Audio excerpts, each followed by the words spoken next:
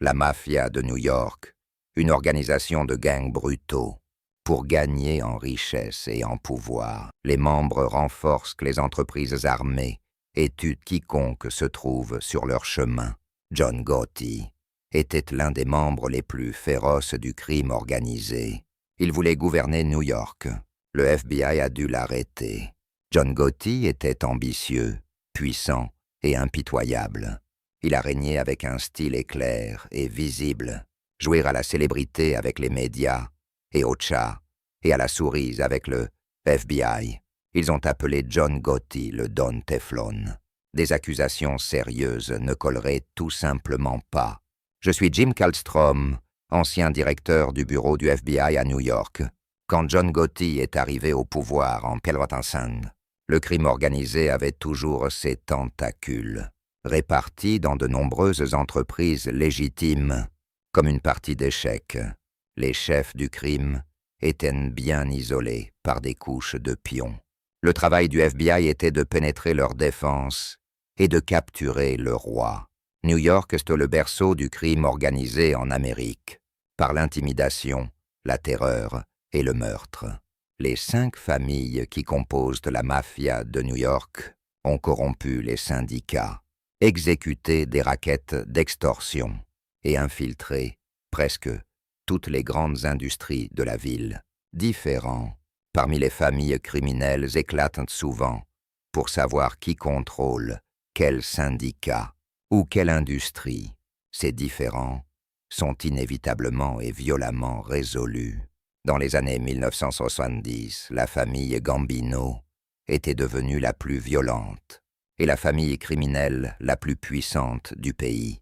À la fin de cette décennie, le FBI a décidé qu'il était temps d'arrêter le règne de terreur de la mafia.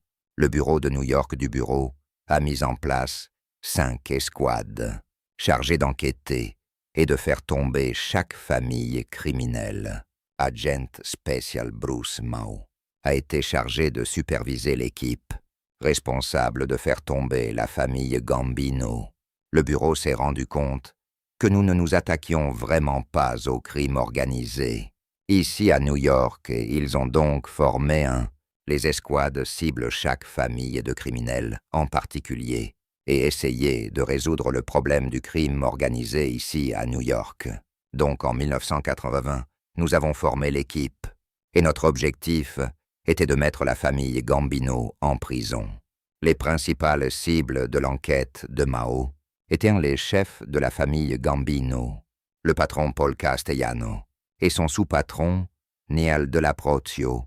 Castellano a pris la direction de la famille en 1976 lorsque Carlo Gambino, l'homonyme de la famille, est morte de cause naturelle. Le FBI ciblait également les capitaines les plus puissants de la famille, comme John Gotti. Les capitaines contrôlaient des équipages de soldats qui amenaient l'activité criminelle quotidienne pour la famille. Les équipages de Castellano commettraient les crimes réels, mais Castellano lui-même n'a pas. L'attraper semblait impossible.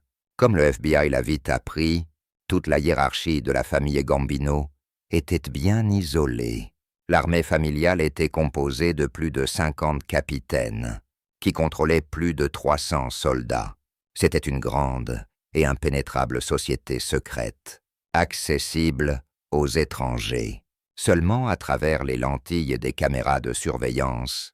Mais une loi fédérale sur le racket a été adoptée, qui a fait ordonner des actes criminels, autant d'un crime que de commettre le crime lui-même, afin de poursuivre avec succès la hiérarchie de la famille Gambino. Le FBI a dû secrètement les enregistrer, discuter de leur entreprise criminelle. Mossett et son équipe devraient, patiemment et méthodiquement, se frayer un chemin dans la structure complexe de la famille Gambino. Il faudrait des années pour atteindre cet objectif. Les agents ont essayé d'en savoir plus en parlant aux résidents des quartiers où l'activité de la foule était répandue. Non, tout est sûr maintenant. Ouais, mais jette un œil. Vous pourriez reconnaître l'un de ces gars. Jetez un œil. Regardez bien. Prenez votre temps. peu de gens étaient prêts à parler. Seuls ceux de l'intérieur pouvaient dire aux agents qui étaient les vrais courtiers du pouvoir dans la famille. Les témoins et informateurs coopérants ont dû être développés. Trahir la mafia signifiait une mort certaine. Il serait difficile de trouver des informateurs, mais certains étaient prêts à prendre le risque. La plupart étaient des criminels de bas niveau, coupés des accords avec le gouvernement pour éviter les poursuites et les longues peines de prison. Quelle que soit leur motivation, ils ont donné aux agents quelque chose qu'ils n'avaient pas auparavant. Une porte dérobée dans les opérations criminelles de la famille Gambino. Castellano dirigeait la famille comme une grande entreprise. Surnommé au sein de la mafia comme le pape, il a utilisé les syndicats pour renforcer son emprise sur diverses industries à New York. Louis Chilero, chef du bureau du FBI à New York, est un expert du crime organisé. L'une des choses les plus influentes de la famille Gambino était le contrôle des syndicats à New York. Elles ont exercé une influence énorme en termes de syndicats des débardeurs, en termes d'industrie de la construction, syndicats, et en ce qui concerne les Teamsters et le camionnage. En contrôlant les syndicats à New York, la famille Gambino a pu contrôler la construction et a certainement eu une grande influence dans le centre de confection, et cela a généré une énorme base financière pour la famille. Tu sais que c'est une trace écrite. Castellano savait garder ses intérêts sous contrôle. Castellano a également réalisé à quel point il était important de règne par la peur et la terreur. Il avait donc plusieurs bras d'application de la famille. Il avait un équipage qui était célèbre pour tuer des gens, démembrer des corps et faire toutes sortes de choses horribles. Donc même si Castellano était connu comme un don d'homme d'affaires, c'était un dur. Il avait une gâchette capillaire et un tempérament, et il a tué à la baisse d'un chapeau. Arriver directement à Castellano serait très difficile. Sa maison à Staten Island était une forteresse, sous la surveillance constante de gardes armés. Il avait également installé un système d'alarme sophistiqué. Agence n'avait aucune preuve solide, suggérant que Castellano a mené affaire criminelle dans sa maison. Sans une telle preuve, un tribunal n'autoriserait jamais un bug du FBI ou une écoute téléphonique à l'intérieur de la maison. Les agents sont descendus dans les rues. Ils espèrent trouver un maillon faible à exploiter, une personne dans la famille, qui s'est rendue vulnérable à la surveillance électronique. Ils ont appris par des informateurs sur un équipage de la famille Gambino, dirigé par John Gotti qui opérait dans le Queens, basé dans un club social privé appelé Bergen Hunting Fish Club. Quelques-uns des informateurs bien placés du FBI étaient proches de l'un des lieutenants de Gotti, un dénommé Angelo Ruggiero. L'inconnu dans les rues est le gang le plus vicieux de la famille Gambino. Les agents pensent avoir trouvé leur maillon faible dans l'équipage de Gotti. Et la raison pour laquelle nous l'avons fait était qu'il avait un lieutenant nommé Angelo Guerrio, qui dirigeait les opérations quotidiennes pour Dieu dans son équipage. Et Angelo était une cible attrayante, parce que Ndeg-un, il est très actif, impliqué de nombreuses activités criminelles. Ndeg-do, il avait une grande gueule, il a beaucoup parlé, il était un commère et un bavard. Mal a rapidement mis en place des équipes de surveillance pour identifier, enregistrer chaque personne qui est entrée dans le club de Bergen. Les agents ont appris que John Gotti et son équipe gagnaient de l'argent pour la famille, principalement par détournement, vols de voitures, extorsion et opérations de jeu illégal. Les informateurs ont dit aux agents que Rogerio a parfois discuté des affaires familiales sur le téléphone de sa fille. Il croyait que la ligne inscrite à son nom était exempte de bug du FBI. L'autorisation d'écouter un téléphone privé est accordée avec parcimonie. Les agents doivent convaincre un juge fédéral que la cible est engagée dans des activités criminelles et que l'écoute électronique est susceptible de produire plus de preuves. Si les conversations ne sont pas de nature criminelle, l'écoute électronique doit être désactivée. Les déclarations des informateurs ont suffi à convaincre un juge fédéral, fin 1981. Le téléphone de la fille de Rogerio devrait être mis sur écoute. Mouse Squad avait trouvé un moyen d'infiltrer la famille Gambino. Les écoutes téléphoniques du téléphone de Rogerio s'est avéré être l'une des écoutes téléphoniques les plus réussies de l'histoire du FBI. Les conversations entendues par le FBI étaient accablantes, mais les agents ont appris que Ruggiero avait également tenu des réunions chez lui, avec les membres Gambino. Mao et son équipe avaient suffisamment de preuves pour justifier placer un microphone dans la maison de Ruggiero. Des agents se sont glissés, installé les insectes dans sa salle à manger et laissé sans laisser de traces. Le succès de la mafia a toujours été sa capacité pour garder une longueur d'avance sur les forces de l'ordre. Ce que Mao et son équipe ne savaient pas, était-ce qu'un policier de haut rang était sur la liste de paye de Gambino. Bien que la taupe ne connaisse pas de détails spécifiques, il a divulgué des informations aux membres de sa famille sur les enquêtes en cours et les opérations de surveillance électronique. Angelo Ruggiero est devenu paranoïaque que sa maison ait été mise sur écoute. Il a fouillé la maison lui-même, mais n'a rien trouvé. Pas convaincu, il a fait appel à un professionnel pour effectuer une recherche approfondie ou balayer pour les bugs. Ouais, j'ai besoin que quelqu'un vienne balayer ma maison, s'il te plaît. Rogerio a ordonné le balayage sur le téléphone portable. Quand le FBI a entendu la conversation, il savait qu'ils avaient une crise.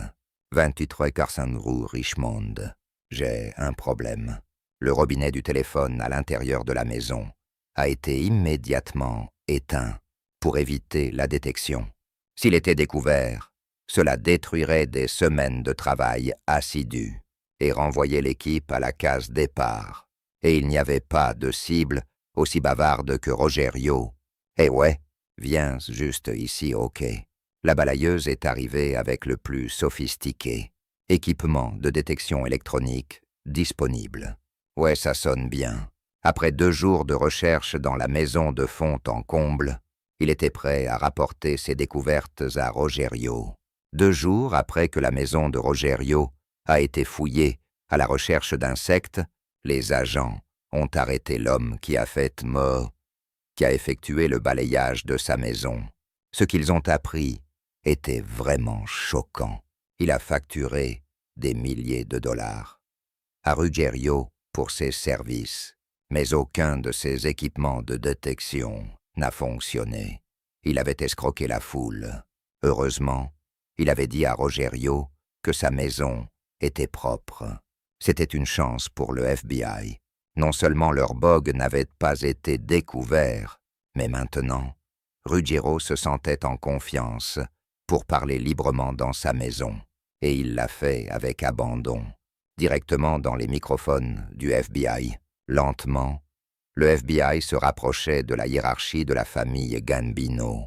Pour les agents, les conversations étaient une mine d'or. Alors que Ruggiero rencontrait ses partenaires de la mafia, le FBI a pris une importante opération de trafic d'héroïne, dirigée par Ruggiero et le frère cadet de John Gotti, Eugene, sur une période de 6 mois. Angelo et Eugene Gotti avaient distribué plus de 50 kilos d'héroïne, rien qu'à New York. Le FBI avait tous les détails sur cassette. Il y avait une règle de la mafia en vigueur, que le trafic de drogue était strictement interdit. La punition pour s'être fait prendre était l'exécution. Pas d'appel, pas de procès.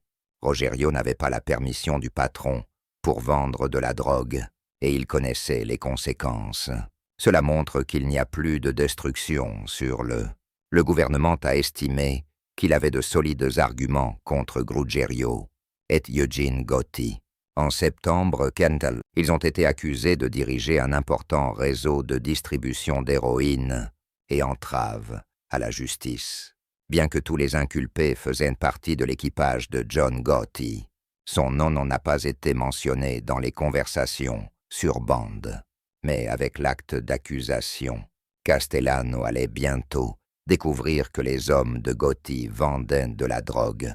Apprendre l'opération de l'héroïne, cependant, n'était pas la seule information précieuse apprise par les agents. Juste avant son inculpation pour héroïne, Ruggiero rencontrerait d'autres soldats et discutait de la façon dont lui et John Gotti allaient chez Paul Castellano tous les dimanches pour une réunion de famille, et puis Angela lui a donné un coup par coup, ce qui s'est passé dans la maison de Paul. Le pape a fait ça, le pape a fait ça. Il est en colère contre ce gars. Tout se passe. La famille que nous avons découverte par la grande bouche d'Angela, et puis le lendemain, d'autres soldats sont venus. Bien sûr, Angela, pour reconstruire ce qui s'est encore passé. Nous avons donc découvert que tout se passait dans la famille Gambino. Merci à Angelo Guerrio, John Gotti et Paul Castellano. Basé sur le fil Ruggiero, les agents avaient maintenant des raisons probables de déranger la maison du patron de Gambino, Paul Castellano. Entrer dans la maison de Castellano a nécessité une planification détaillée et une exécution méthodique. Les agents ont réussi à entrer dans la maison et à placer les insectes, peu de temps après avoir commencé à enregistrer, conversation qui impliquait directement Paul Castellano. En tant que patron de la famille Gambino, l'homme qui a supervisé une multitude de rackets illégaux, cela coûte des millions de dollars aux contribuables chaque année. Castellano rencontrerait ses capitaines les plus fiables pour discuter affaires. Le FBI a identifié l'un de ses capitaines comme étant Sammy le Toro Gravano. Comme son surnom l'indique, le taureau était à la fois fort et agressif. Il était boxeur et culturiste. Il était aussi le principal exécuteur de la famille. Gravano a généré son argent pour la famille dans l'industrie de la construction. Il était adepte d'un certain nombre d'activités criminelles, mais sa compétence la plus notoire était le meurtre. Alors que le FBI continuait d'enquêter sur les puissants capitaines de la famille, comme John Gotti et Sammy le Taureau, leurs vues sont restées concentrées sur le patron. En 1985, 2 ans après l'inculpation de Ruggiero, Paul Castellano a été arrêté et inculpé, avec d'autres chefs de famille new-yorkais, avec des dizaines de violations fédérales de rackets et de complots, libérés sous caution. Castellano a continué à diriger la famille. Cependant, son attention semblait concentrée sur la façon de battre la cause du gouvernement. Contre lui, John Gotti faisait également face à ses propres problèmes juridiques. Une enquête indépendante, menée par le bureau du procureur américain, s'est terminée avec Gotti et son mentor, sous-patron, Neil Delacroix. Être accusés de plusieurs chefs de racket, Delacroix et Gatti ont été libérés sous caution, leur permettant de poursuivre leurs opérations criminelles. Des mois plus tard, Delacroix mourait d'un cancer. Le FBI avait mis sur écoute sa chambre. Gotti et Ruggiero visitaient, et le FBI écoutait. Ils ont enregistré Gotti, parler de ses craintes que Castellano puisse le tuer, et Ruggiero pour avoir été filmé, discuter de leur trafic de drogue, et pour avoir conduit le FBI chez Castellano. Le patron voulait entendre les cassettes du FBI dire « Paul Delacroix a promis à Gotti qu'il ferait tout ce qui était en son pouvoir pour le protéger. » La loyauté de Delacroix envers Gotti provoquait une rupture dans la famille. Il calait. Le patron hésite à remettre les cassettes à Castellano. La famille Gambino se séparait en deux. Puis début décembre 1980, Neil Delacroix, le commandant en seconde de la famille Gambino, est mort d'un cancer chez lui. Le 16 décembre, 2 semaines après la mort de Delacroix, Castellano et son nouveau sous-patron, Tommy Bellomo, arrêtés dans un steakhouse à la mode du Midtown Manhattan, rencontraient des associés pour le dîner. Alors qu'ils commençaient à sortir de la voiture, plusieurs hommes se sont approchés d'eux et ont commencé à tirer. Castellano et Bellotti n'ont jamais su ce qui les avait frappés. Ils ont été tués sur le coup. Quand le patron d'une famille est assassiné, le FBI estime que la personne responsable est généralement celui qui intervient et assume la direction de la famille. C'était la tradition mafieuse de rendre hommage à un nouveau patron. Pour lui montrer du respect, 2 semaines après le meurtre, des agents ont regardé un défilé de membres de la famille Gambino de haut niveau entrer dans le Bergen Hunt and Fish Club. Ils rencontraient John Gotti. L'agent Mao et son équipe devraient restructurer leur attaque contre la hiérarchie Gambino. John Gotti était le nouveau patron de la famille. Les agents ont reconstitué ses antécédents criminels et a retracé son ascension au pouvoir. John Gotti est devenu un associé de la famille Gambino. Vers mai, il a impressionné le patron en 1973 en tuant un homme qui avait kidnappé et assassiné un parent de Carlos Gambino. Gotti a purgé 2 ans pour le coup, avant d'être mis en liberté conditionnelle. À sa libération, il a rapidement gagné le respect au sein de la famille. Il a commencé à gagner beaucoup d'argent pour la famille, par le biais d'opérations d'usurage de prêts et de jeux d'argent. Dans son quartier, il est devenu une sorte de héros. Organisait d'énormes fêtes du 4 juillet chaque année, avec feu d'artifice. L'agent spécial George Gabriel a été affecté à l'équipe de Moll en 1985. Il est rapidement devenu un expert de John Gotti. Il s'est occupé s'il y avait des vieilles qui étaient dans le besoin. S'il avait de l'argent dans sa poche, il le donnerait dans lequel il était, à certains égards, un Robin des Bois dans son quartier. Et c'est comme ça qu'il s'est porté. Mais comment a-t-il gagné cet argent? En tuant, en volant, en manipulant, en soudoyant, en contrôlant des raquettes qu'il n'avait pas le droit de contrôler. Et c'est de côté quand il ne t'aimait pas, quand tu es tombé du mauvais côté de John. Tu es mort. Je veux dire qu'il n'y avait pas de pitié. Tu es mort. Il n'y avait pas 2 façons de le faire. Gotti était maintenant le roi. Il s'est retrouvé aux commandes d'un réseau criminel de plusieurs millions de dollars, composé d'escroqueries, dont il ignorait l'existence. Il avait beaucoup à apprendre avec leurs insectes et leur surveillance. L'agent spécial Gabriel et le reste du FBI, l'équipe a appris avec lui. John Gotti a repris cette famille. Il a dû apprendre ce qu'étaient les raquettes. Et comme il les apprend, nous leur apprenons qui a quelles industries, qui collecte, de quel syndicat. Il demande au capitaine de lui donner une liste de tous les soldats là-dedans, dans leurs équipages, pour qu'il puisse savoir qui il a dans sa famille et combien. Gotti était le patron, mais il avait toujours des problèmes juridiques. 6 mois après être devenu le chef de la famille, il a été envoyé en prison, d'attendre le procès pour usurpation de prêt et accusation de jeu. La prison ne l'a pas ralenti. De sa cellule, Gotti a ordonné un meurtre. C'était contre Robert Di Bernardo, qui avait été un proche associé de Gotti. L'assassinat de Di Bernardo a été organisé par Angelo Ruggiero, qui attendait toujours son procès pour son inculpation de drogue en 1983. Angela est l'un des rares à avoir accès à John en prison et lui dit que Robert de Bernardo parle de subversif. Derrière le dos de John, le patron est de retour.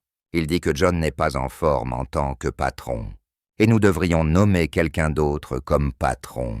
Angelo veut que ça soit fait parce qu'Angelo doit beaucoup d'argent à Robert de Bernardo et il ne veut pas le rembourser. Je passais en revue certains de ces Contrat ici, ce contrat de logement public. Au nom de Gotti, Ruggiero a demandé à Sami de Bulgravano de mettre en place le HIT. Tu veux du café? Ouais, ce serait génial. Le 5 juin 1989, Bernardo s'est présenté à une réunion au bureau de construction de Gravano. Tout le monde l'a salué comme d'habitude. De Bernardo ne devait rien soupçonner.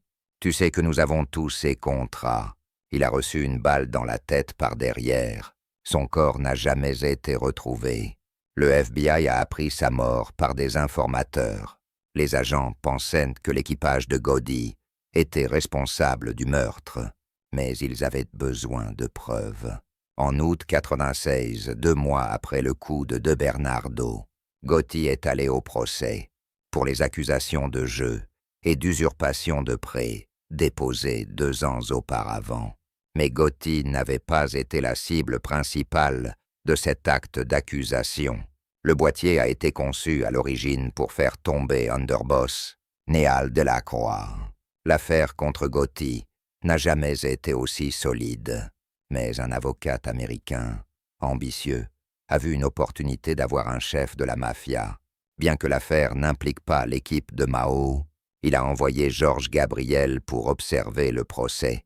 Pendant une pause dans la procédure, Gabriel s'est retrouvé face à face avec son adversaire. « Je me présente », je lui ai dit. « Je suis Georges Gabriel.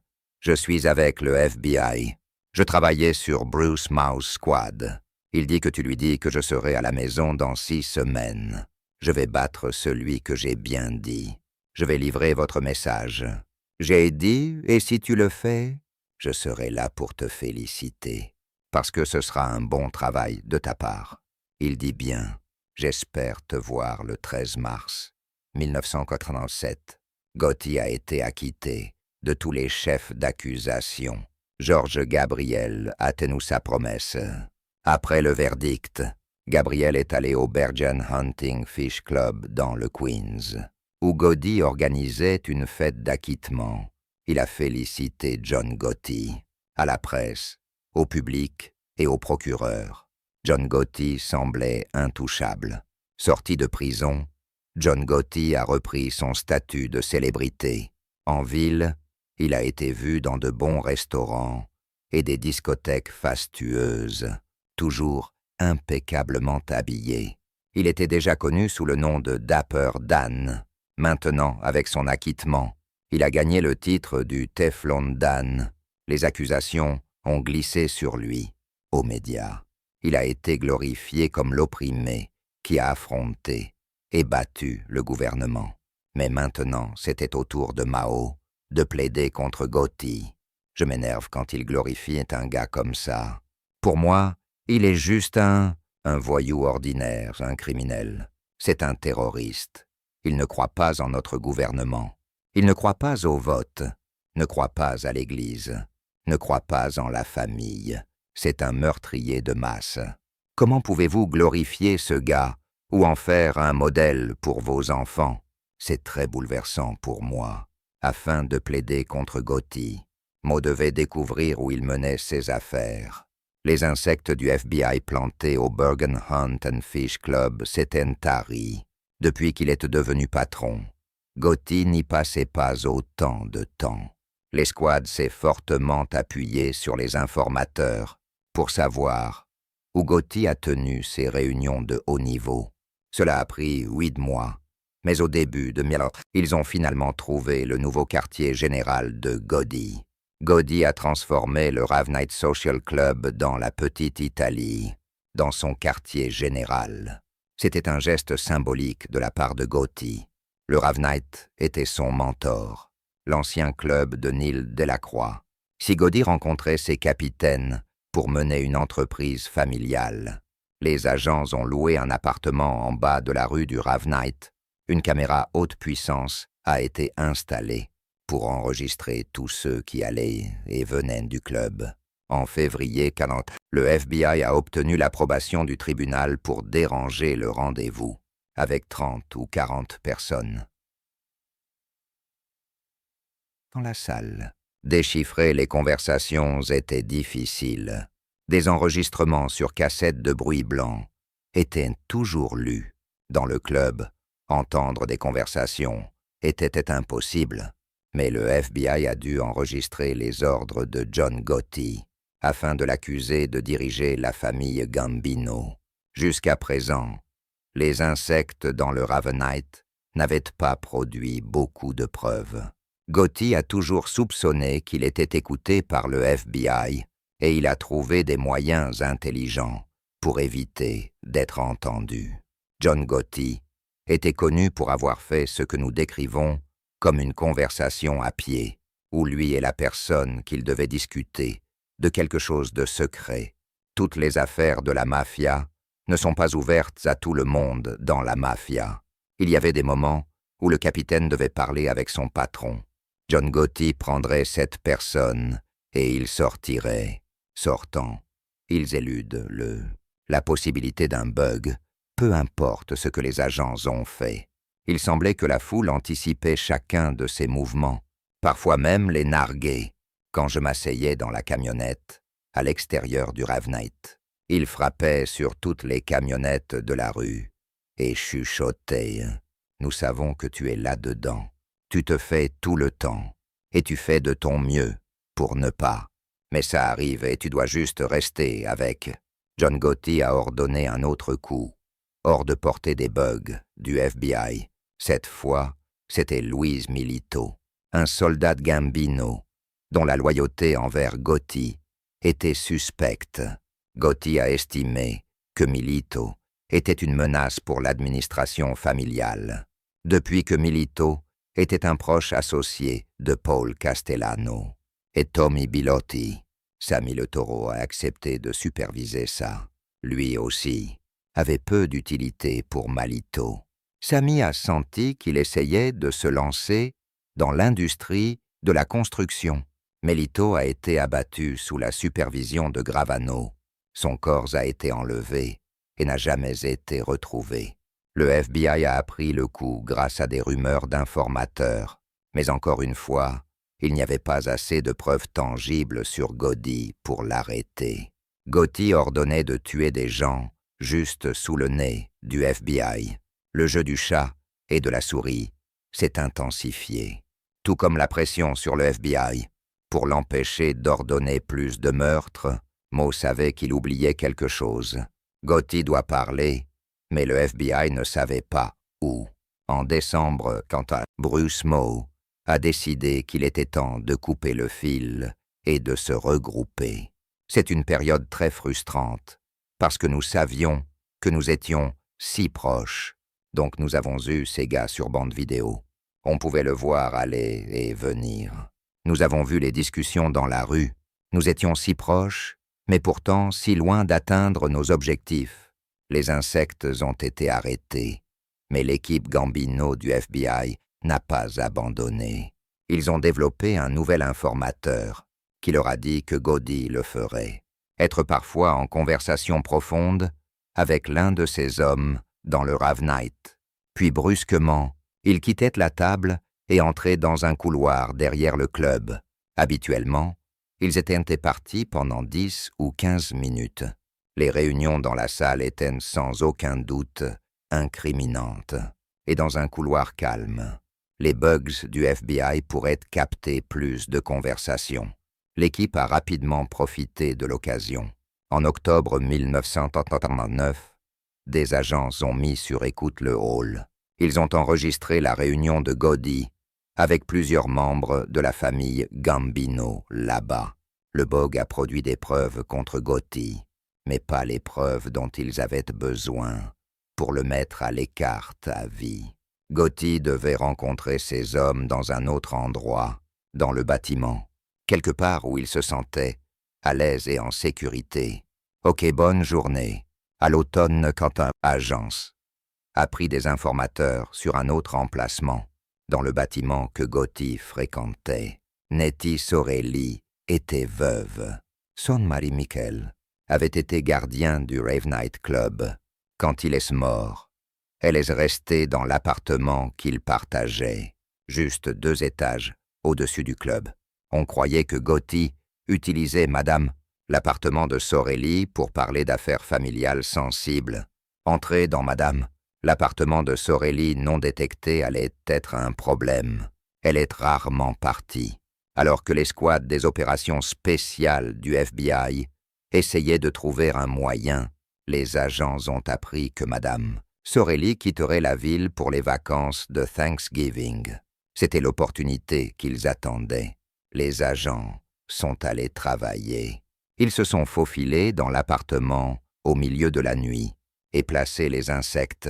Le 30 novembre 99, la première conversation enregistrée dans Mrs., l'appartement de Sorelli, est venue sur les fils nets et clairs.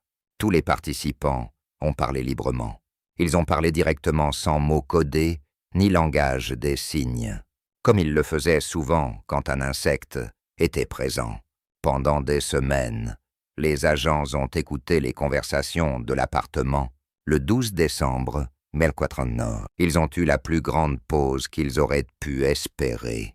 Ce jour-là, Gotti et son sous-patron, Frank Locascio, rencontrés à l'appartement.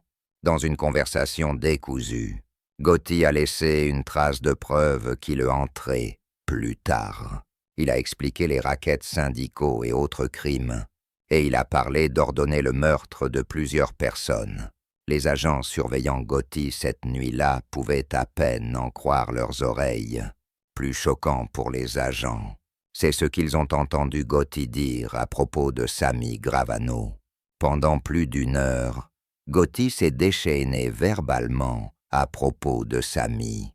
Il a dit que Gravano devenait gourmand, prendre une trop grande part des bénéfices du racket de la construction. Il devenait trop actif dans la famille, ne pas respecter l'autorité de Gotti.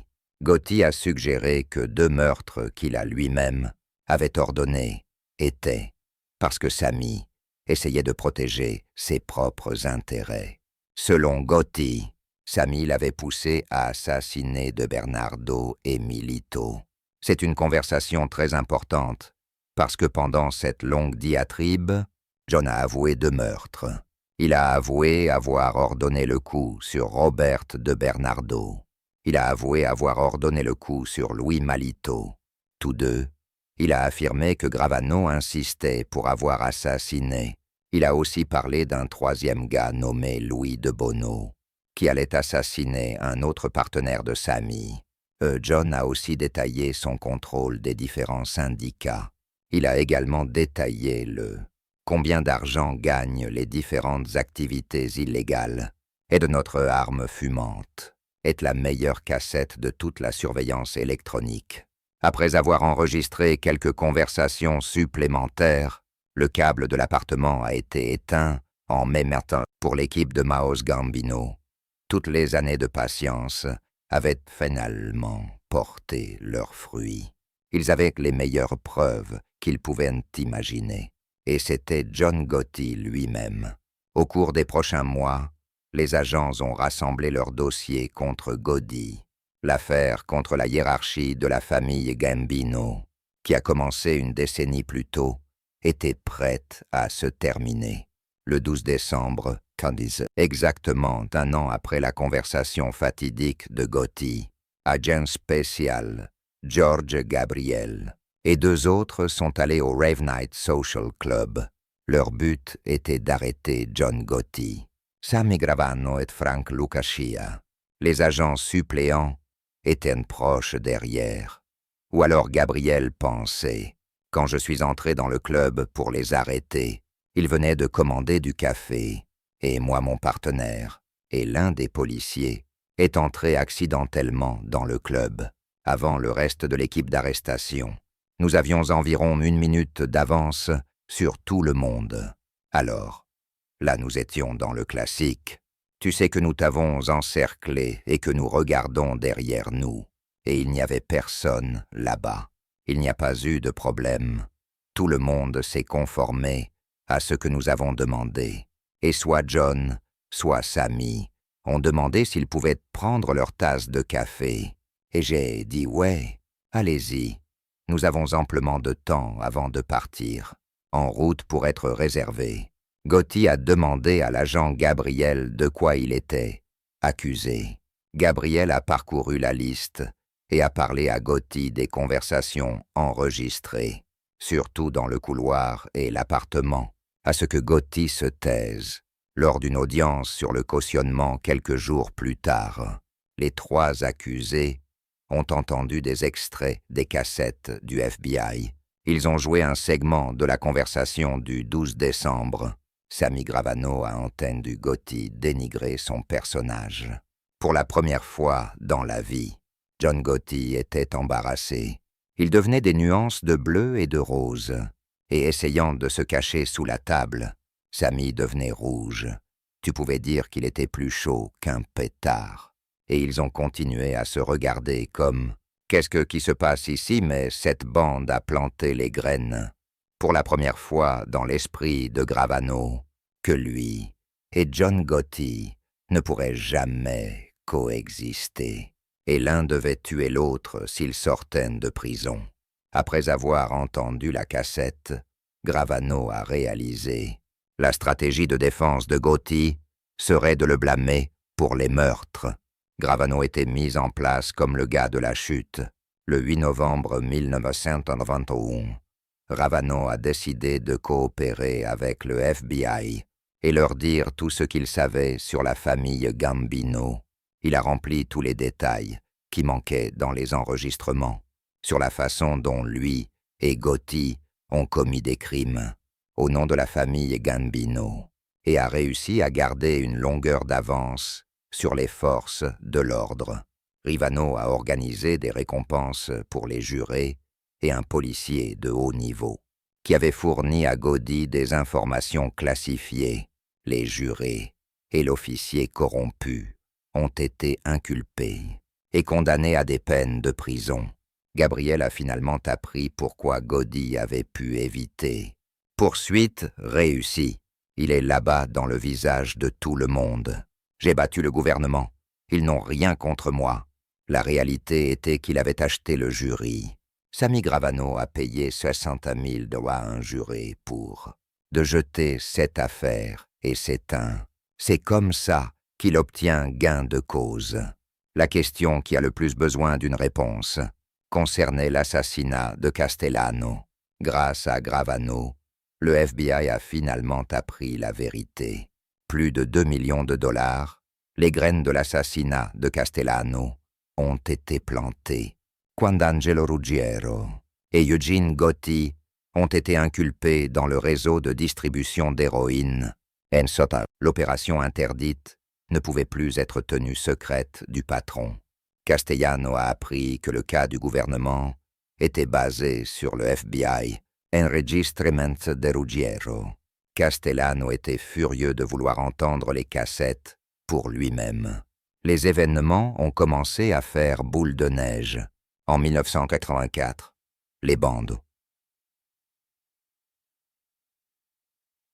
ont finalement été remises à la défense, et pour la première fois, tous les accusés et avocats de la défense avaient toutes ces cassettes d'Angelo Blabin à propos des réunions sur le trafic d'héroïne chez Castellano, réunions de commission, etc.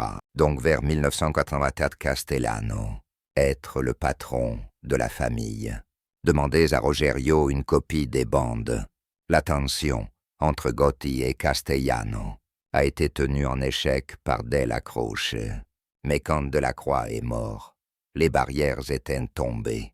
Quelques jours après la mort de Delacroix, Castellano a convoqué ses capitaines pour une réunion. Tommy Balatti remplacerait Delacroix en tant que sous-patron. Plus inquiétant, Castellano a déclaré que l'équipage de Gotti serait dissous, ses hommes absorbés dans d'autres équipages. Castellano avait enfin écouté les cassettes de Ruggiero. Ils avaient donné au gouvernement un si bon dossier qu'après le procès, il n'y aurait probablement pas beaucoup d'équipage Gotti de toute façon. Gotti était furieux et il savait qu'il était une cible. Ça doit être sécurisé. Il y avait des grognements dans les rangs, que Castellano était préoccupé par ses problèmes juridiques et ne prêtait pas assez d'attention à la famille. Certains membres pensaient qu'il empochait trop d'argent pour lui-même. Ne pas le répandre parmi les soldats et les capitaines. Gotti a commencé à formuler sa prise de contrôle. Il a demandé à Angelo Ruggiero d'approcher 3 des 4 autres familles mafieuses. Il voulait savoir s'ils détourneraient le regard. Si quelque chose devait arriver à Castellano, la famille a dit qu'elle n'interférerait pas. Gotti a soigneusement choisi quelques soldats pour aider à planifier le coup. En particulier, il y avait un membre de Gambino, dont le soutien serait crucial si le coup allait réussir. Ruggiero a été envoyé pour demander à Sammy Gravano s'il participait au meurtre de Castellano. Gravano a accepté. Il était conscient de la dissidence croissante au sein de la famille. Il savait aussi que John Gotti était assez puissant pour réussir le meurtre du patron. Et quand les autres familles ont accepté de rester à l'écart, Sammy savait que le jeu intelligent était de soutenir Gotti. Gotti a constitué une équipe de 5 membres de la famille Gambino pour planifier l'assassinat de Castellano. Il s'appelle le Point de 5. Frapper, le patron de la plus grande famille de la mafia, était une tâche redoutable. Le Point devrait trouver Castellano loin de ses loyalistes. Il savait que Castellano était constamment surveillé par les forces de l'ordre. Il doit être frappé quelque part, où le FBI n'était pas susceptible de le suivre. Leur meilleure opportunité est venue à la mi-décembre 1985. Castellano avait demandé à 5 de ses capitaines de le rencontrer pour le dîner au Steakhouse Park à Midtown Manhattan. Mais l'un des capitaines était un membre du Point, la nuit avant le coup prévu. Le Point s'est réuni dans un bureau de construction utilisé par Gravano. 4 tireurs ont été engagés, 2 pour Castellano et 2 pour son pilote et sous-patron, Tommy Bellani. Les meurtres avaient été méticuleusement planifiés. Le 16 décembre, l'équipe s'est réunie dans un parc à environ 1 mile de Sparks. Les 4 tireurs, habillés pareil, en chapeaux russes noirs et trench, de couleur claire, si vus par des témoins. Ils étaient plus susceptibles de se souvenir de ce qu'ils portaient, plutôt que leur visage. Les principaux tireurs devaient s'associer juste à l'extérieur de Sparks. Angelo Ruggiero était l'un des 4 sauvegardes qui bloqueraient toutes les voies d'évasion. Gotti et Gravano observeraient depuis le bas de la rue, dans leur voiture garée, prêtes à tirer si nécessaire, si quelque chose ne va pas. S'ils ont raté dans la rue, ils devaient se déplacer dans des étincelles, tirer jusqu'à ce que Castellan et Bellacchi soient tués. Peu importe qui a gêné, Castellano et Bellacchi devaient mourir. C'était le crépuscule quand Guardian Gravano s'est dirigé vers Sparks Steakhouse. Les tireurs ont pris leur place. Le gardien Gravano a rapidement trouvé son point de vue. Une place de parking à une intersection en bas de la rue du restaurant. Ils ont attendu dans la voiture. Castellana était en retard. Peut-être qu'il avait été informé de l'intrigue sur sa vie. Au milieu d'une conversation avec Gotti, Gravano a soudainement regardé à sa gauche et a paniqué à ce qu'il a vu. C'était une Lincoln noire, avec Balati au volant et Castellano à ses côtés. Pendant un moment, Gravano et Gatti ont pensé qu'ils seraient vus. Mais la lumière a changé et la voiture a continué. Le Vano a téléphoné à l'avance. Il était temps. Alors que Bilotti tirait la voiture sur le trottoir, les assassins avançaient. Paul Castellano et Tommy Bilotti gisent à l'extérieur de la voiture. Chaque tir par 6 balles. Selon Gravano Gotti, la voiture est entrée dans la rue et passé le corps étendu sur le trottoir. Il devait être sûr que Castellano était mort. Le récit détaillé de Gravano a finalement mis fin aux spéculations. Dans le cadre de son accord de plaidoyer, Gravano a témoigné contre son ancien patron. Il a admis son rôle dans 19 meurtres liés à la mafia Il a purgé 5 ans de prison et a volontairement mis fin au programme de protection des témoins. Le 2 avril 1942, John Gotti a été reconnu coupable de 5 meurtres, y compris Paul Castellanos et Tommy Bilotti. Il a également été reconnu coupable d'autres crimes, sous le parapluie de l'obstruction à la justice et du racket. Il comprenait la corruption d'un policier, jury falsifiant la création de livres de jeu, évasion fiscale et tentative de meurtre. John Gotti a vécu sa vie sous garde fédérale, dépouillé de son public, ses costumes coûteux et son style flamboyant. Il est mort dans un hôpital de la prison le 10 juin 2002. La répression du FBI contre le crime organisé fonctionne. Louis Schiller, directeur du bureau de New York, est optimiste quant à l'avenir de New York.